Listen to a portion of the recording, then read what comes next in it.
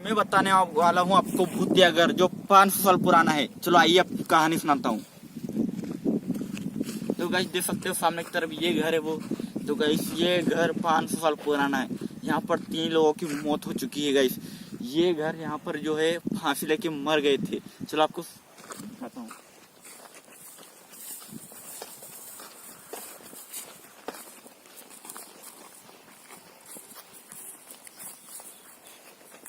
तो गाइस देख सकते हो आप, यहाँ पर कोई रहता भी नहीं है और यहाँ पर कोई आता भी नहीं है।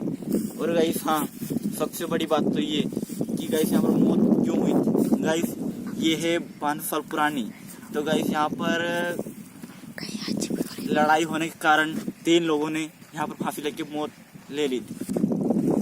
तो गाइस यहाँ का मोहल्ले कहना है कि गाइस यहाँ पर आवाज़ आती है, रात को भी आती है और दिन में भी आती है। बहुत ही खतरनाक आवाज़ आती है गाइस। तो गाइस मैं आपको अंदर चल के दिखाऊंगा। पर उससे पहले गाइस आपको लाइक सब्सक्राइब करना पड़ेगा वीडियो को। और गाइस ज़्यादा से ज़्यादा कमेंट करोगे तो मैं अंदर जाकर दिखाऊंगा गाइस। ठीक है।